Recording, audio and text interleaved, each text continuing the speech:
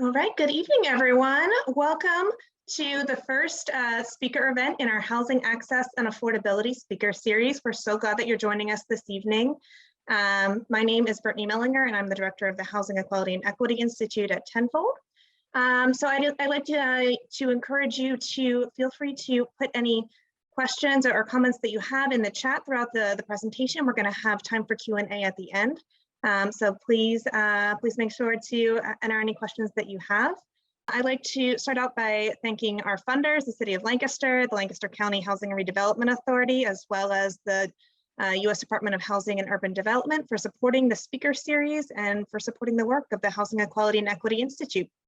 But before we get into it, I'd like to invite Mike McKenna, Tenfold CEO, to say a few words.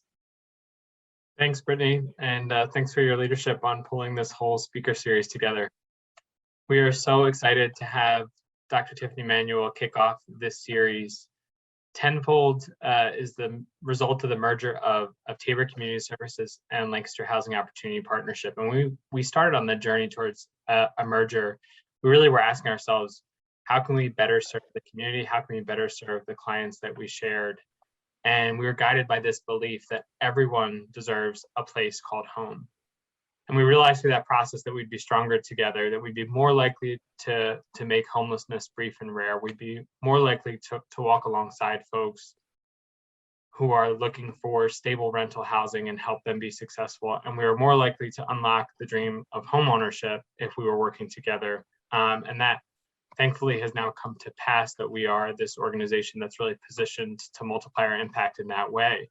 But it's not really just about us. Our mission is about sparking the power in all people to achieve equitable housing and financial security. It's going to take all of us. It's truly a campaign, and it's a campaign that recognizes that at the center of a thriving community is housing.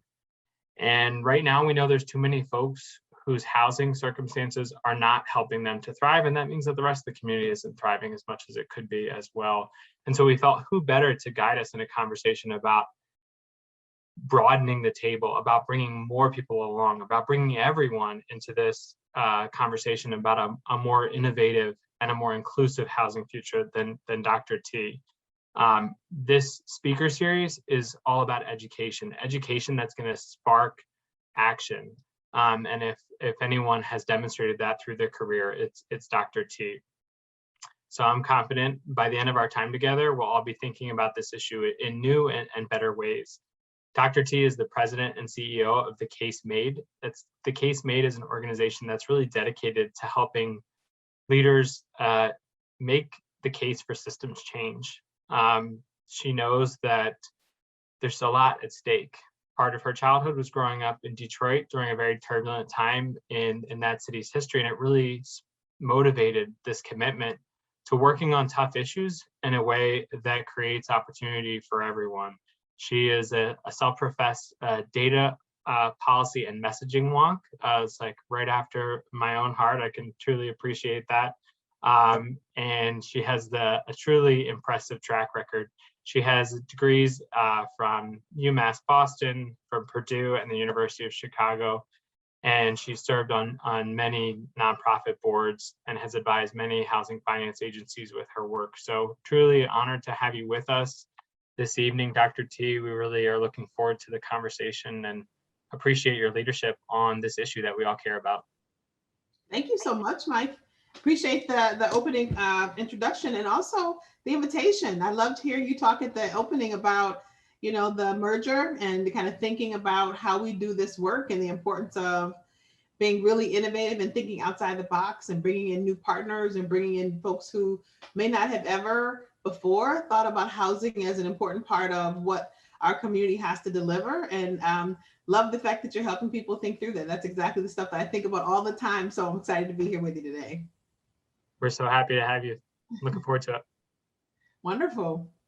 So welcome everybody. I know that it's after hours and probably many of you have been on Zoom all day. Can we all just say a collective whoo? Hopefully this will not, although I am notorious for my PowerPoint presentations and slide decks, and so I have a lot of that. I also really want to just have as much as we can, a fairly informal kind of check-in about how we're engaging folks. So think of this conversation. Hopefully you've got, either a glass of wine because it's after hours, right? Yes, almost. After hours, or you've got just a beverage. I have just some, sparkling water here, and we're going to have a conversation about how it is that we engage in this work and do it more abundantly. So because we're just coming out of last month, I was Fair Housing Month, I thought I would just really focus on the fair housing part of this work, which is generally speaking about housing overall, but the fair housing stuff has really been a challenge for our sector. So I thought I would use kind of fair housing as a way to talk about this issue of public will building. How do we get more champions? How do we get more people standing up and saying, not only I agree with the idea that affordable housing or that housing is an important concern, but they're actually willing to lean forward and help us do the work, right? We need, in addition to having people sort of be armchair, activists, we need some folks who are actually like out of their armchairs and doing the work. So this conversation we're going to have today, hopefully get you inspired about how to begin to do that if you're not already sort of active in that way. So I'm going to share my screen and have us go through a couple slides here. And I may stop, as part of our conversation to take questions and things like that. So if you have questions, sometimes if you got some things to put in the chat box, don't be afraid. I'm the kind of person who loves to get lots of questions, lots of discussion. So all good. So let me just say a little bit about myself and what I do, just so you have a context for the comments that I'll be talking about. For the last, I would say 3 years or more, I've been really sort of sharing the gospel, if you will, proselytizing about this issue of public will building. We have to do more to build people's sense of will around what is possible. Most people are very cynical about whether we really can affect change. Can we really bring more affordable housing in a way that balances out some of our communities? Can we really address fair housing and any number of things? Can we really reshape the environment so that we stave off climate change? Can we really reframe and redesign our schools so that they really truly educate our children in the middle of a global pandemic? Can we really, right? So there's this whole series of things where most folks are pretty cynical about what's possible. They just don't have a whole lot of confidence in our ability as a nation to deliver on the things that we say are important to us. And a lot of policymakers have difficulty bringing that forward too. And so a lot of what I do in my practice is to work with clients to really assess, like, do we have political will in this community? Do we have do we have public will? Maybe we have a little bit of both. Maybe we have a little bit of public will and a lot of political will, or the opposite. We may have a lot of public will, but not a lot of political will, or we may be in a community that is struggling with both those things. Wherever you are on that spectrum, the issue is that we have to do a better job of that. In other words, it's not just about talking to folks about housing. It's saying, hey, folks, a lot of the reason why people don't lean forward on issues that they care about, like issues of affordable housing, fair housing, community development, et cetera, have very little to do with the concept itself. It often has a lot to do with that, a whole series of things, like their sense of, what's possible, their sense of agency, their sense of that they have some control over things, right? And so this conversation, and a lot of what I usually try and do, is to help people in communities all across the country to think about how they get people to understand the power that they have. Somebody once said, democracy is only the things that we've chosen to do together, right? It's not right, a bunch of political leaders somewhere far away who get to make decisions. It's what we have decided together to do. And so our ability to take back, not even to take back, but to really think about how we shape that is really important in this time. So I'm going to just talk about fair housing. Hopefully this fair housing as a concept needs no introduction in this group. Y'all are fully apprised of what fair housing is, so I won't go through that, except to say, the HUD's, theme this year is more than just words. And that theme was chosen in part because fair housing, as much as it is important, has for a number of years been without the strongest enforcement, right, that we could bring to it to really make fair housing a reality for many people.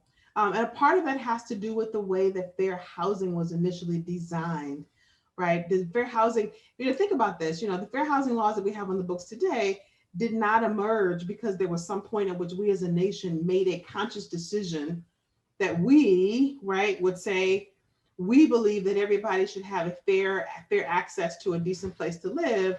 We think about the nation's fair housing laws, at least from 1968, they came about mostly after the assassination of Dr. King. And that was, and even then, policymakers really had to be, if I were generous, I would say pushed. If I were not so generous, I would say basically, forced after Dr. King was assassinated to do something with respect to fair housing. Lyndon Johnson used the Martin Luther King's assassination as an opportunity to say, listen, folks, pass this now. And there was quite a bit of, even after Dr. King's assassination, there was quite a bit of conversation about whether or not it would pass. And if you remember, for those of you who are old enough to remember, there were 107 cities that were on fire, right, after the assassination of Dr. King, right? 107 cities across the country that were rioting, where people were in the streets because of the assassination. But the housing, the fair housing law passed, was in part a response to that. We gotta quiet things down. We gotta get folks out of the street. Their sense of absolute, indignation about what has happened has to be quelled by something. And fair housing was, to some extent, the ability to do that. And so this notion that, we've had fair housing in name, but not always in action, has been a challenge, right? That all of us probably on this call have been struggling with, in terms of how do we actually enforce what is truly fair housing laws in this country. And I would suggest to you that, if you think about this, you think, why was it so hard to get fair housing? We think about all the other civil rights that passed in 1964, the Civil Rights Act, and then again in 1966. And housing was the thing that was left out of those early bills. Why was housing so important? Why was housing the thing that was left out? If you think about that, all the things you could leave out of, right, access, expanding rights to, housing seems basic. It seems like the most fundamental. And I think that's exactly right. And I think a part of it was, housing is I don't want to say it is the holy grail, but housing is the thing that is absolutely fundamental. National Fair Housing Alliance put this chart out many years ago. A good friend of mine, Lisa Rice, often shares this, but those policymakers must have known what we know, what you and I already know today, is that housing really is the gateway to so many other things, right? It's like, without a home, you don't really have access, right, to a job that you can hold on to, or to healthy environments or food, or to get healthy, to have access to good credit and the ability to build wealth. Most people build wealth through home ownership. Without decent housing, right, transportation, right, doesn't exist in the same way. Without access, right, to where with decent home, it's really hard to do well in school in a way that positions you and your children for success later. Those policymakers then knew what we know now, which is housing really is a gateway to almost every other right in the entire spectrum. And so that's why it was so important in 1968. That's also why it is critical, right, in 2021, still to this day. So I will say, one of the things that's probably, good news, and this is not to be partisan. I recognize that not everybody is in support of, right, partisan administration. So I'm not making any comments there, but I will say one of the things that having a Biden administration has done, at least for the fair housing community, is given some hope that there will be some seriousness paid to this issue of fair housing, with Secretary Fudge and other kind of really overtures that they've already made about understanding fair housing, not just as an issue of equal access, but as repairing a lot of what has been damaged over many, many years of policies that have just been awful, of predatory lending, of exclusionary policies, of redlining, a whole series of issues that have made it difficult for millions of Americans who want and deserve a decent place to live to have access to that. So there's a fair amount of optimism about what could be, right, with an administration that is saying, okay, at least at the top of this thing, right, that they want to really lean in hard to what it looks like to enforce, or to at least be really thoughtful on fair housing. As they do that, here's some things I'll say to you, right? Here's some, I want to give you a sober assessment of what we're looking at here, right? So on the front end, here's the good news. The good news that if that, right, as some of that begins to land, When you think about broader support for issues of fair housing, we know that Americans, generally speaking, when you poll Americans, feel really empathetic toward those who are struggling for, especially to afford a home. There's a lot of empathy right now, probably more so than a long time. And part of that has to do with the fact that more and more Americans are finding themselves in a position that they're struggling with the weight of what it costs to buy a place to live, right? So that's one issue. The second thing is, for the first time in a very long time, we're getting the majority of Americans actually believe in the ideals, at least, of fair housing. So when you ask people, is it fair? Like, if you ask people, right, do they want to get rid of discrimination? Do you think that we should have fair access to housing? They say, yes, absolutely, right? From the value standpoint, the ideal of it exists. And when you ask them if given a number of different kind of scenarios, can they identify the kinds of behavior that would violate a fair housing law? They can do that. Most Americans can say, yes, if you do that, if you go to rent a house and they do this, that is absolutely wrong. They shouldn't be doing that. Or if you go to do this, or realtors are steering you in this way or whatever, they can absolutely identify the things that violate our laws. That is a huge success for us, in the sense that as the Biden administration or any other administration tries to move things forward, we got to get average folks to say, okay, yes, right, to lean forward and say, yes, right, that's helpful. We're also struggling. So here's the bad news, right? So while it is true that most folks are, what's called them sort of racial egalitarians on fair housing, which means they believe we should all have equality as it relates to housing, and they generally believe that discrimination is a bad thing, and that we have some responsibility to root it out, that discrimination. They're also extremely disrespectful, extremely distrustful of government, sometimes disrespectful, but let's just go with distrustful.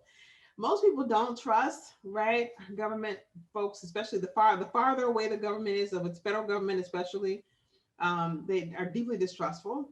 They don't think that they'll ever personally benefit from fair housing policies. And the reason that's important is, if people don't think that they personally have a stake in it, they won't fight for it, right? So they don't think, yeah, it's good if they do it, but it won't ever affect me, so, right? So we get that kind of response. They're skeptical that government policies or any kind of enforcement of those kind of fair housing policies could ever really address racial discrimination. They're like, you listen, you're never going to get people to stop discriminating. So I don't think we should even be doing that. It's just a waste of time, right? So they're very skeptical of what enforcement or action or intervention could do.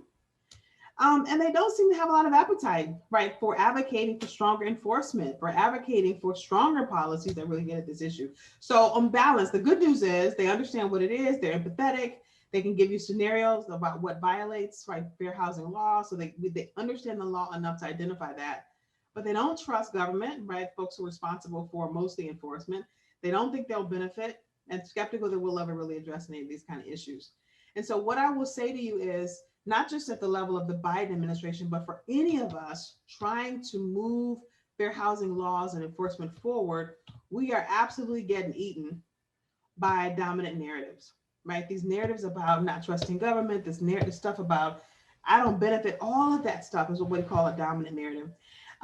This is a play on something Peter Drucker used to say. Peter Drucker used to say, culture eats culture, each strategy for breakfast. In other words, if you want to change an organization, he was talking about businesses, right? You can get all the strategic plans you want to. You can write them in, hieroglyphics. You can translate them in 10 different languages. You can have even Beyonce dance to the wording if you want to. But if you don't change the culture of an organization, you'll never get that organization to change. And so he was trying to get people to get really present to this issue of culture and how it affects how organizations work. And I would dare say to you, the same thing is true around the issues of policymaking. If you're not present to the way that those dominant narratives can eat your messaging, man, you just, the sort of dominant narratives can just eat all of that good intention, whether it's the Biden administration, whether it's your state or your governor, whether it's your local planning department, doesn't matter, right? If people's perceptions are really about, I don't think this has anything to do with me, so I don't really care. That kind of stuff just eats away at our ability to change the conversation. So what I'm going to talk about is, how do we get underneath that? How do we get up and over that? How do we get around that enough to be able to at least have people hear, right, and be open and receptive to the kinds of fair housing policies and enforcement that we are trying to bring to this conversation. So hopefully y'all are ready for that. Are y'all ready for that? Are you ready for some of that? Hopefully you are. If you are, put a +1 in the chat. Let me know there's somebody on the other side of this listening, right? Right. Let me see. Put a +1 in the chat. Give me a +1 if you're open to that. If you want to get more information, you're like, man, I'm trying to get around those dominant narratives. I'm telling you. Hopefully y'all like, yes, please get us around some of that craziness so we can get to higher ground here. Well, I'm happy to see you so many +1s in the chat. I think that's exactly right. So before we get to just the nitty gritty of how we get around some of this, I just want to first of all give you some encouragement for those of you who don't think it's possible, right, to change the narrative, that it's so corrosive and sometimes myopic. I just want to give you some perspective here, right? I want you to see. You think about history, think about all the narratives that have shifted in our lifetimes. And I could put up, thousands of things. Narratives are always shifting, but think about some of the big ones that you might think about. For some of you, when you were younger, you couldn't drink out of the same fountain, or you would be taken to jail. Or for some folks, I'm old enough to remember a time when you could smoke on an airplane. And I remember, being gagged because, you had 10 people on the airplane smoking and everybody else is like, right? Or I remember when, your mom or dad used to always say, you never get in a car with strangers, right? Now we do it all the time. We just do it with an app called Uber or Lyft. Or when seatbelts, who can remember when it was your right to get in a car and not have to wear a seatbelt if you don't want to, right? Or any number of things. And so what I want to say to you is, for those of you who are cynical, you're like, I don't know if we're ever going to shift those dominant narratives and get people to change their mindset. Narrative shift happens every day. It's happening in our lifetimes all around us.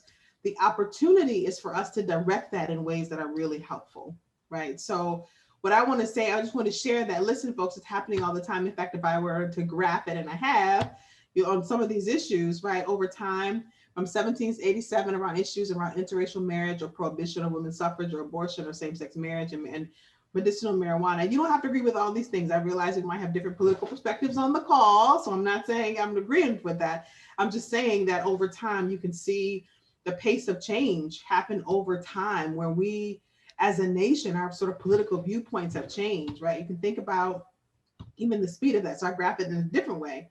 Think about this: for interracial marriage, it took almost 20 years from the time we started having a different conversation. And this is graphed from the time that we had a trigger point, which is people started to talk about these issues differently. We changed the way we were talking about these issues to try and get people to think differently about these issues. How long did it take them to kind of, once we started to change the conversation, to get federal action and to get some real public policy efforts moving? And so you can see the chart and the graph there. So this is a lot of what I teach in my practice. I teach folks how to get up and underneath that. For those of you who are interested, one of the first things I wrote on housing was in 2016 when I wrote this with a colleague.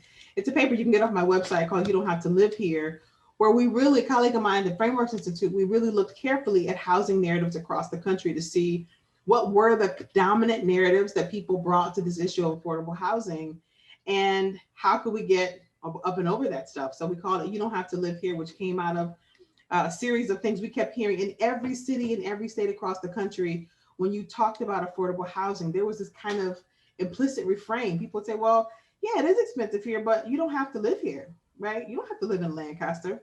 You can live someplace else. There's plenty of places in, like, South Dakota where it's cheaper, or you don't have to live here. Hey, there's places in Alaska, right? So no matter where you were in the country, there was this kind of dominant refrain about what we were calling mobility, right? This issue that the assumption that people were just free to pick up and move their lives if somehow their paychecks didn't correspond with what it actually costs to live in those places. And our notion was, if you don't get people up and over that stuff, you're gonna get stuck in it. Right? So you see the diamond at the top, the mobility and personal responsibility, right? We talked a lot about NIMBY and how that shows up in the conversation consistently. We talked a lot about the crisis and fatalism backfire, like people throw their hands up, you can't solve all that stuff, you can't do it. Or things like when you see the diamond on the left up there, the separate fates and zero-sum thinking backfire, where people would say, man, I'm really sorry about the fact that so many people can't afford housing, but it really has nothing to do with me. It's not my responsibility to solve other people's problems because I'm struggling myself. So I'm going to solve it for me and they should solve it for them. Or this notion was, if you do something in the service of those quote unquote low income people, or those Black people, or those people of color, or those people who live on that side of the city or that part of the region, then somehow it takes something from me. And now, because I think it's a zero sum game, I don't want to support it because I'm afraid of what I'm going to lose when you do that. And so what I would say about that is those are serious impediments for us. If we don't help people to get up and over that stuff, we get stuck in it. So I wanted to just share an example of that zero fates, zero sum kind of thinking, especially on the issue of race. Good friend of mine, Heather McGee, just published a book, which is really good, The Sum of Us, What Racism Costs and How We Can Prosper Together. And I want you to listen when she's talking about this issue of, zero sum thinking and how it just distracts people, right, from the ability to solve some of these issues that we're talking about. And that if we're not careful to understand and pick up on what we're looking at, right, it makes us not understand what's really at stake and what's really for us to really address. So listen to how she talked. This was a TED talk that she gave a couple of years ago, like 2 years ago, in advance of the book actually coming out. In the 1930s and 40s, the United States went on a nationwide building boom of public amenities funded by tax dollars, which in Montgomery, Alabama, included the Oak Park Pool, which was the grandest one for miles. Back then, people didn't have air conditioners, and so they spent their hot summer days in a steady rotation of sunning and splashing and then cooling off under a ring of nearby trees. It was the meeting place for the town. Except the Oak Park Pool, though it was funded by all of Montgomery's citizens, was for whites only. When a federal court finally deemed this unconstitutional, the reaction of the town council was swift. Effective January 1st, 1959, they decided they would drain the public pool rather than let Black families swim too. This destruction of public goods was replicated across the country in towns, not just in the South. Towns closed their public parks, pools, and schools, all in response to desegregation orders all throughout the 1960s. In Montgomery, they shut down the entire parks department for a decade. They closed the recreation centers. They even sold off the animals in the zoo. Today, you can walk the grounds of Oak Park, as I did, but very few people do. They never rebuilt the pool. Racism has a cost for everyone. So I hope that was just a moment to think about kind of what we're up against. It's not just that housing as an issue is a challenge, is that when people think about housing and how we allocate housing, when we talk about fair housing and what we're trying to do with that, if we're not careful, there are lots of folks because they're processing it at the level of, but if we do something in the service of helping those folks, then won't that take away something from me? They're going to ask me for my tax dollars to do more of that enforcement stuff, or they're going to take something with respect for me, or more, whatever it is, they're going to take something from me. And so when we think about fair housing, it's not that people don't agree with the idea about fair housing. In fact, at a values level, they do. They're with us, right? That's not a fight we have to make. But the fight is around some of these issues. And I will tell you that in the work that I do with folks, I will tell you that if you just come at it like full force, like, listen, you're thinking about it in a zero sum way, and not everybody has to lose, right? It doesn't go very well for you, right? So part of what I do in my work, working with organizations all across the country, large and small, is really help them to hone in on the skills of strategic case making, to help them understand how to get over that. And one of many core principles of strategic case making is really navigating some of those dominant narratives. So I'm going to talk about what it looks like to navigate some of those dominant narratives on fair housing, and then open it up for questions if people have some of those questions. So let me just go. I'll say, in the spirit of Martin Luther King and talking about his assassination and how it led to fair housing, I feel like it's also important to say about Dr. King, even Dr. King had to work hard to think about how he was making the case, right? To get that many people on the nation's mall, right? I'm thinking about the March on Washington, but any number of places where he went, had to think hard. So I love this. This is a picture of him in his study.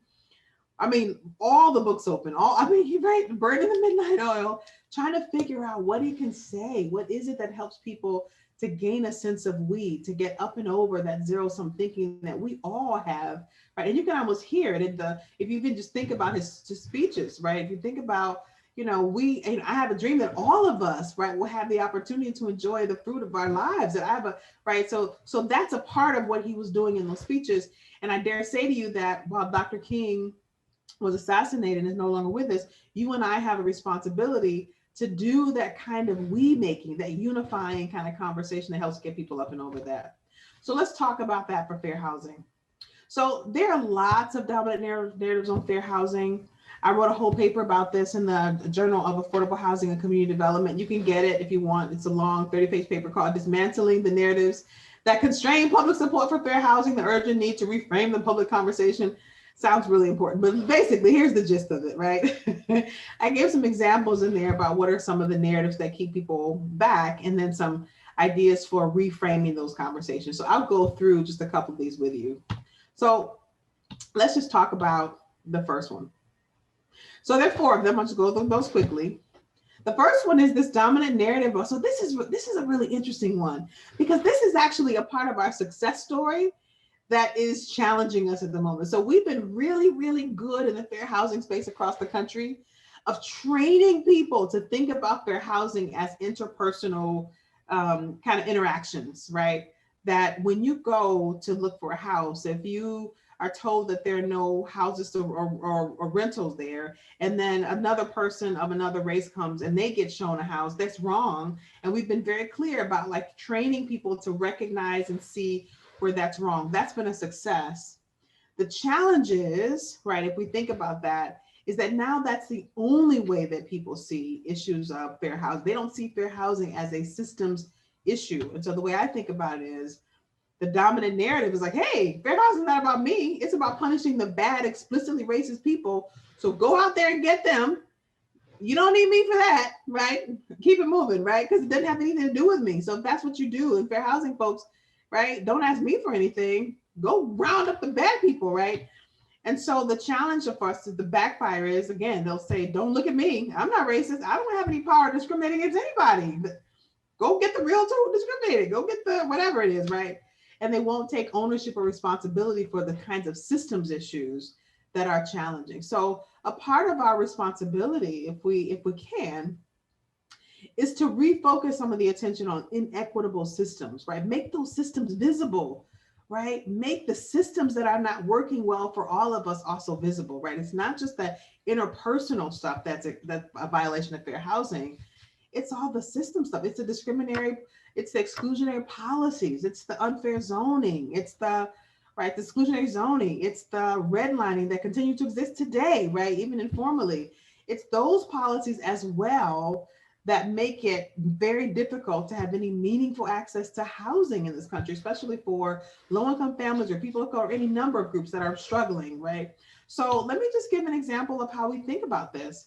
If you think about, if there's a light bulb there's a lighting source that doesn't seem to be working, what most of us would do is just change the light bulb.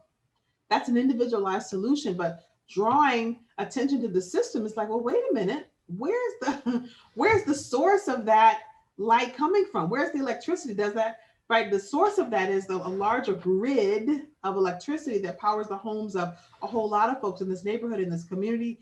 So thinking about that is like, maybe it's not just the light bulb that's a little leaky, or the light, not leaky, but not working, but it's a whole grid that we're on that may not be providing enough of what we need to illuminate the space that we're in. So making those systems visible is important. So some language like this often works. Let's face it, where we live shapes every aspect of our lives, how we connect to jobs and schools and cultural events and resources, as well as how we grow our talents, our skills, and opportunities for advancement. If we want to ensure that we all have better access to a home in a thriving community, we have to connect to the drivers that make opportunity possible. That's systems. A housing system was designed in a different time, and today it ensures that some people are well connected to the resources for wellness, while others struggle to create those connections on their own. In 2021, there has to be a better way to make sure that we all have access to what positions us for long-term health and well-being. And that is what fair housing laws do. And that's why we're working to strengthen them. So you're reconnecting folks with these larger systemic issues that, like, hey, folks, this is not just about like a little light bulb we're plugging in here. This is much bigger than that. And I want to share this with you. This is a example of an example of why you need to help people see the broader structural issues. This was something that was done by the criminal justice folks many years ago, and I always liked to share it because it helps you to understand why drawing attention to the systemic issues are important.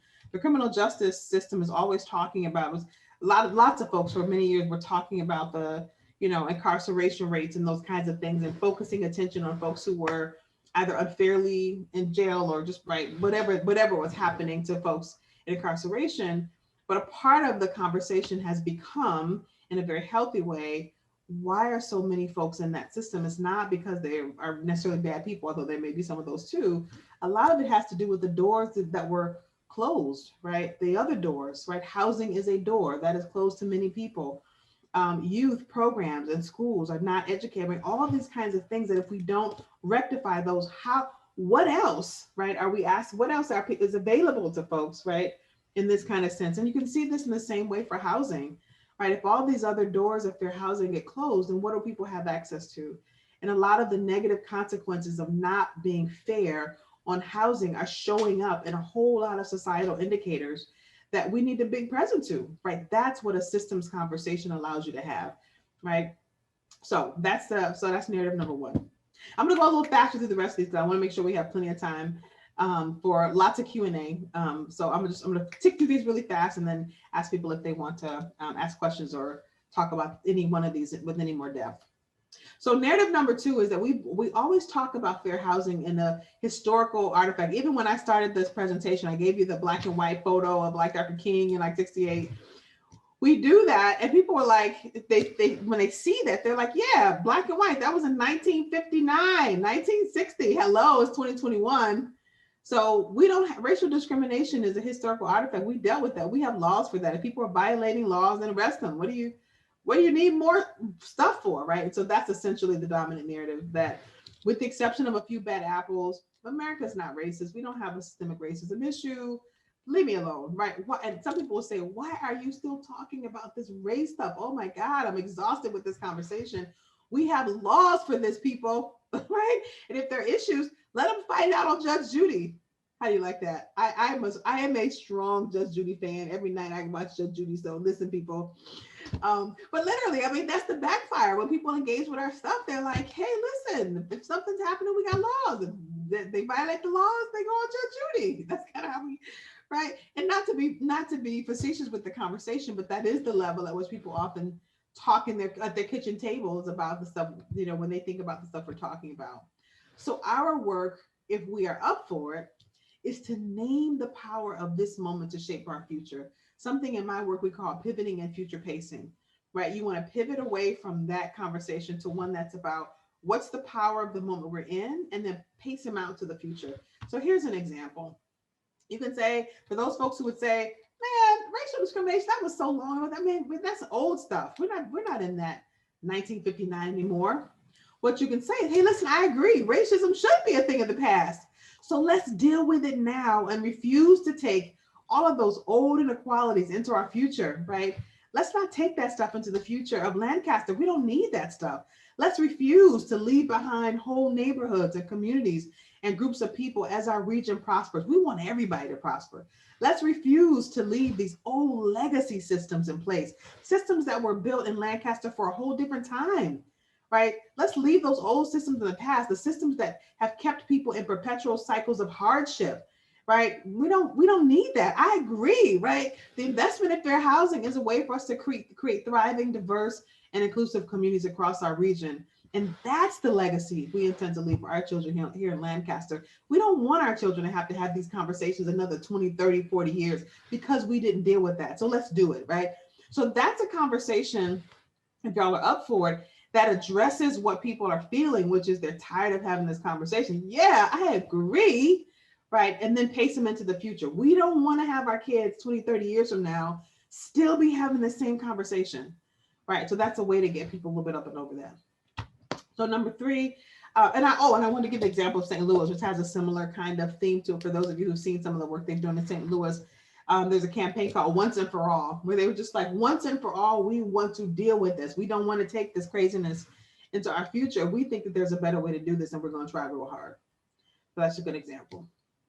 Okay, number three, AFFH, for those of you who know a little bit about the Affirmatively Furthering Fair Housing Rule, it was a fair housing, it was a way to help, for those of you who don't know what that is, it's a way that HUD was going to require local jurisdictions to do an assessment of fair housing, right? An assessment of fair housing in their communities and look across racial groups, across protected classes to understand who was being left out essentially, and then have a plan to do something about that with respect to their housing plans. Came under a lot of scrutiny. There was Obama era rule. Trump tore it down, said they weren't going to enforce it. And then the Biden administration has announced that they will probably go back to that Obama era rule. But in the meantime, when this was announced that Trump was getting rid of this Obama era rule, what you see on the screen was come out of the comment section of the New York Times, right? But folks were saying, good, this is great news. I hope this rule is eventually abolished. Get rid of it. You know, if you can't live on, say, Jupiter, Florida, Island, Florida, then you have no right to demand that the island build lower cost housing to accommodate you. Discrimination in the sale of rent or housing should never be tolerated, but it's a very different thing to say that there is some affirmative duty for every community to directly reflect the nation's racial and ethnic diversity, even if that means forcing low-income housing into Chappaqua. That is government overreach of epic proportions. And so you'll get folks who say, listen, again, I don't have a problem with the idea that people should have access to fair housing, but all this enforcement stuff, man, this is a bunch of bureaucrats, right, taking our money and running away with it, and I'm sick of it, right? And so again, for those of us who work in the fair housing space, or even for those who just work in housing overall, you know this comment very well, right? That we shouldn't have to reflect, right, the broader representation of the state of Pennsylvania or the nation's like racial and ethnic population. So the dominant narrative is, you know, y'all are just social engineering, a bunch of government bureaucrats trying to dictate where everybody lives, and that's not the American way.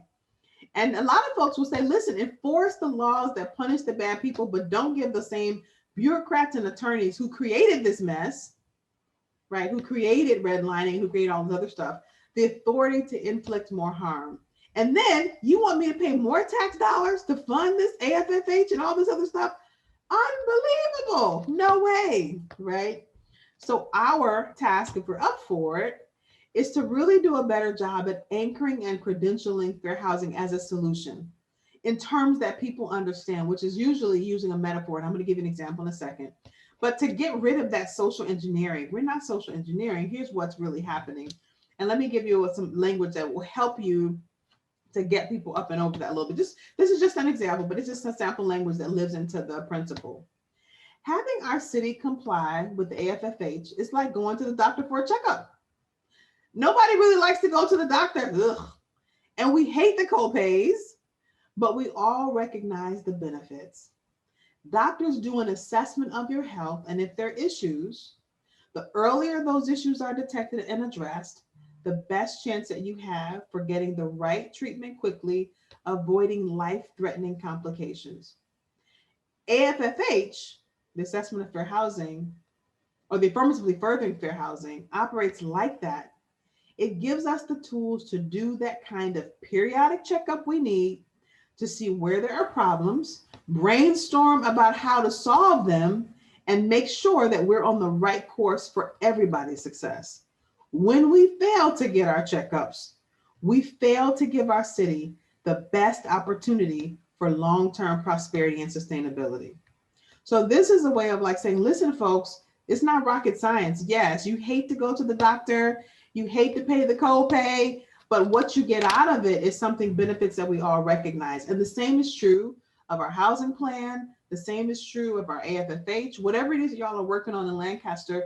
Listen, this is like the assessment we have to do to make sure we're healthy. And if we don't get it, right, the same way that you're in jeopardy when you don't get those annual assessments, especially if you're like me, you get over 50. Listen, folks, it gets a little tricky when, I don't know how young or old people are, but I'm gonna tell you right now, when you get over 50, listen, you run to that doctor. You're like, listen, doc, am I gonna, like, listen, seriously, especially in these day and age, right? You know that if you don't go in there and do what you're supposed to do, that you are really threatening not just your life, but the life and well-being of the family around you, because they may lose you if you don't do that. So you may not go into all of those details, but you certainly can position what we do in a way that allows folks to understand it and say, yeah, you're right. I don't like it, but okay, whatever, right? That's kind of what you want to get people, at least to embrace some of what we're doing, because they understand it in a different way. So the last one I'll do before I stop, I know I've been talking for long, I talk a lot, but the last one is that lots of folks sort of think about fair housing as just being unfair. It's special treatment. This is that zero-sum thinking that somehow if minorities get something, or somehow if those folks who have who are quote unquote disabled, I don't say disabled, but I would say differently abled, if they get something, then somehow they get unfair advantages and they get shown to the front of the line, right? And that's not fair. These so-called fair housing policies, they're not fair, right? Especially when they talk about equity, they're not fair. And they'll say fair housing is anything but fair. It seems to me that all these other people are getting moved to the front of the line because of so-called fair housing policies. But I don't get anything out of that stuff but a larger tax bill to pay for all the bureaucrats and attorneys that work on that stuff. How is that so-called fair, right? So that's the backfire that we get. So our opportunity in this context is to create one, shared stake in the conversation, but more importantly, to position what happens from the consequences of inaction, right? So, okay, you may not want this to happen, but if you don't lean forward and support what's happening, here's what you're going to lose, right? Because we're not addressing what's happening in terms of the inequality that we see across our country today. And so I've seen lots of versions of this. On the left side, you see, if we don't act now to ensure that people from all walks of life can live here, we will lose everything about Lancaster that makes our region prosper. That's why making smart investments in a fair housing strategy that is effective is a critical priority right now. If we fail to make those investments now, we will resign thousands of people in our region to long-term hardship and continue to see divisions widen that are destroying the best parts of what it means to live here, right? So you want to have people really get understanding to listen, folks, right? We're not doing this just because it's the right thing to do. If we don't act with great intention, we're going to lose everything we love about living here, right? A group out of Chicago did this report, Metropolitan Planning Council did this whole report with the Urban Institute, just looking at actually what's the cost of living so racially segregated in terms of how housing segregation is organized across the region. And what they came up with is a report, you can get off their website, that documents at a level of cost how we are losing billions of dollars in lost income and lost lives and lost potential. And they compare Chicago to other regions that are not so segregated.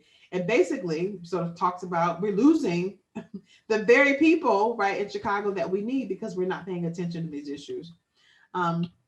I'll give you one more example of this, and that is, or folks are talking about the issues of valuation. This is Andrew Perry's work where he was talking on the left about how homeowners who live in Black neighborhoods are losing about $156 billion a year because of their homes get unfairly appraised, right? And so he's been asking folks to do something about the discrimination and appraisal of homes. On the left side, this is my hometown of Detroit. So on the left side is a picture of Detroit, and this was an article that was run in the New York Times. This was the caption that was run. And I say less of this because while the issue is important, the way that is actually positioned there gives people no sense of what they lose if we don't solve that together. So if I don't live in that Black neighborhood, or if I'm a white person, what does it have to do with me? I don't have any stake in that. So unless you get people to understand their stake in it, right, you're going to be in trouble. What you see on the right is a much better way of having that happen. So first of all, look at the pictures, right? This is the Detroit that I know. folks working together in their communities to do a better job of like making the vitality like rich and like, right? This is Detroit that I know, folks coming together around business development and thinking through how they can make Detroit a better city. That's what you want to put in front of folks. And the bottom is what you want to share. That majority Black neighborhoods hold $609 billion in housing assets and are home to approximately 10,000 public schools and over 3 million businesses. When we invest our nation's resources to stabilize these neighborhoods during tough economic times, we demonstrate the full strength of our belief in the American dream, and the ripple effect spans across generations. Families are able to stay in their homes, save for retirement, accumulate wealth that can be passed down to their children. And we give our children the opportunity to perform well, to avoid the disruption of losing their homes and having to move to new schools. And we give our teachers a fighting chance to do their best work. We ensure the stability of local businesses and stabilize local purchasing power that small businesses rely on to stay afloat. And perhaps best of all, our fundamental belief in the American dream for all people is reinforced and strengthened. That's what's at stake. That's the consequences, right, of not leaning into this conversation. You're going to leave all of those businesses, right, public schools, which employ thousands of teachers, not just who live in those neighborhoods, but folks who come to those neighborhoods to teach, right? All of those folks are deeply affected by the investments that we make in those neighborhoods. Get them in this conversation, because once they're in it, they can see their stake, right? And how we make sure that those communities have the valuation that they need. So I will say, I can certainly go on and on and on, but what I will say, I'm going to end my conversation by saying to you that, you know, our ability to address some of these narratives is really important. And in this moment, when the world looks as crazy as it does, all right, in this moment of just, it's hard to even explain how we sort of got here, that how you and I respond matter. It matters how we talk about these issues. It matters how we engage people around these issues. It matters that we show up with an intention of focusing on our strengths, of our solutions, right? And our systems, right? That we talk about what our systems need, right? To make sure that they provide what we need, or what we all need to thrive and survive in this moment. So I want you to be thinking about that, right? For those of you who are in the fair housing space, obviously there was a lot of content. Even for those of you who are not in fair housing, but you're in housing very generally, right? I want you to step back and think about, just even at a larger housing level, there are lots of ways for us to engage folks differently, right, around some of these issues. And I didn't have time today to go through all of the particulars of all of the specific, you know, the strategic case-making principles, but I wanted to give you at least a little bit around how we would address some of these dominant narratives in a moment that requires us to think about it. And I'm going to leave you with this last one. In terms of, I asked you all to name the power of the moment in one of those responses, and so I just love that. You know, Amanda Gorman at the inauguration just did a wonderful, masterful job of talking about naming the power of the moment. That somehow we've weathered and witnessed a nation that isn't broken; it's simply unfinished. That we, the successors of a country in a time when a skinny Black girl descended from slaves and raised by a single mother can dream of becoming president, only to find herself reciting for one, and that was Amanda Gorman. And I just feel like that so embodies the power of the moment that we're in. And I'm so excited to have this conversation and talk with you all, because I believe that for you all to get on this call this evening at this moment, right, tells me that you also understand the power of the moment. And that's why you've stuck with us for a little bit. So I'm going to stop the share. I'd love to get questions and thoughts, right, about the conversation. Even for those of you who have, you know, who want to try some of this on, or want to talk through how you do some of this, happy to do that. Thank you so much, Dr. T. That was phenomenal. And I know I've learned so much in terms of how I talk about fair housing and how I engage folks around these issues. We've got a couple questions in the chat as well as in Q&A. The first one is about the Section 8 voucher, which is an opportunity to provide affordable housing to many of our community members, and why that hasn't had a lot of engagement. Could you speak to that?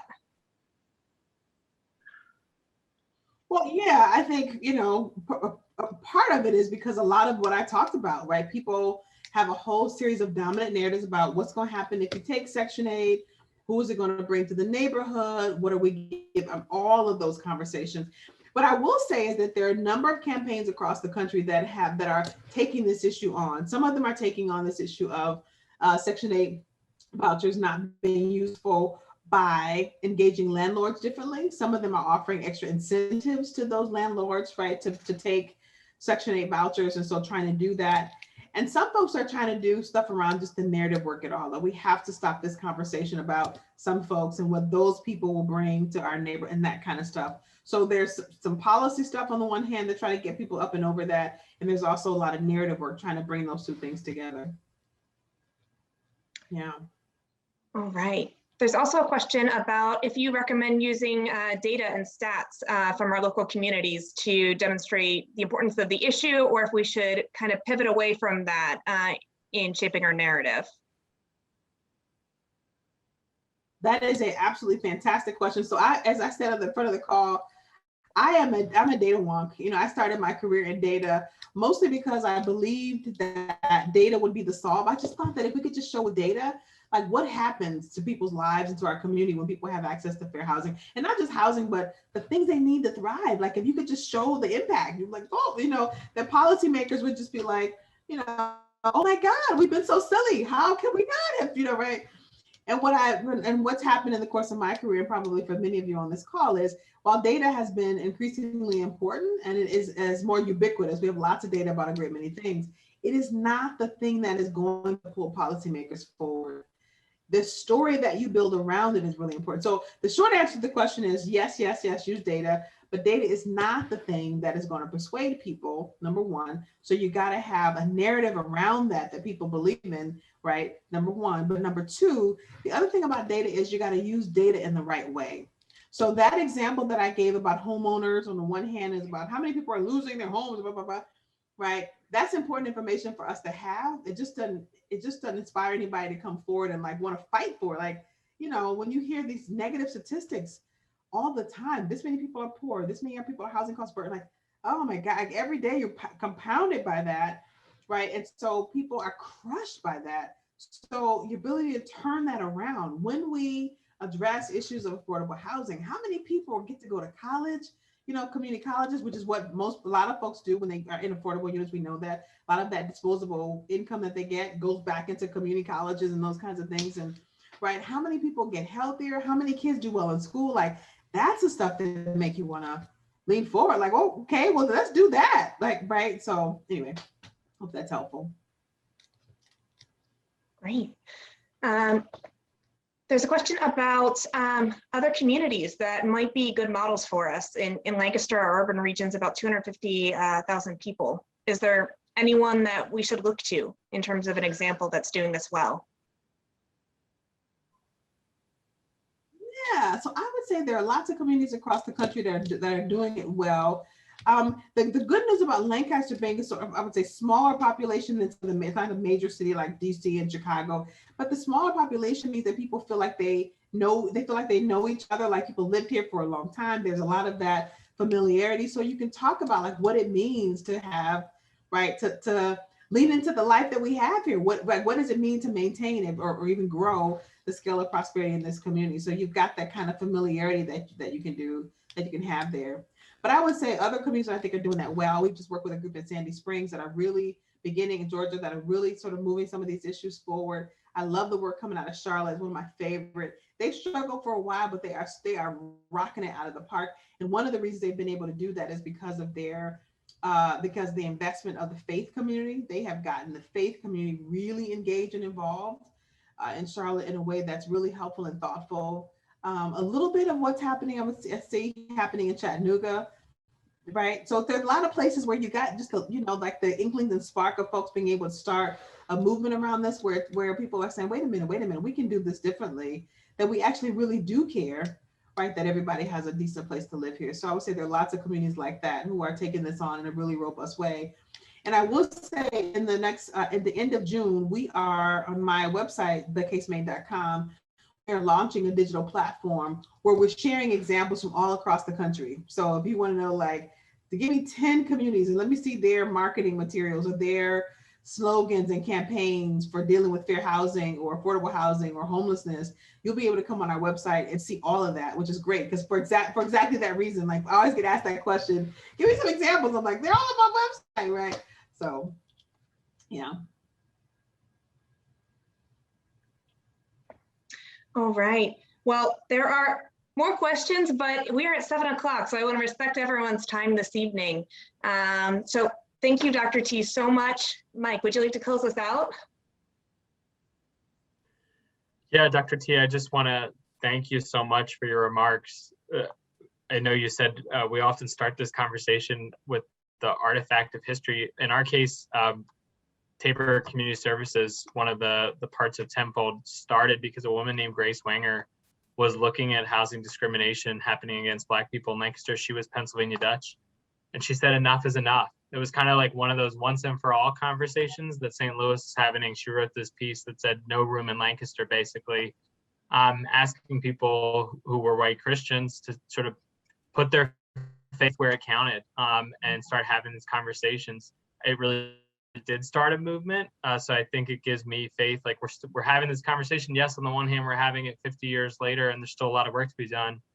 But we've made a lot of progress in that point. And there's all these people joining us on a Tuesday night who care about this and want to be advocates and want to take the wisdom that you've shared with us. Right now, I have a lot of energy and a lot of inspiration trying to process everything you've shared. And I'm just so grateful for this gift that you've shared with us. So thank you so much. Thank you. Wonderful. And to everybody who joined, we're going to have 2 more of these as part of the speaker series. So please join us, and you can sign up for those on our website. Wonderful. Well, thanks everybody for joining. Thank you, Dr. T. Bye-bye. Thank you. Bye.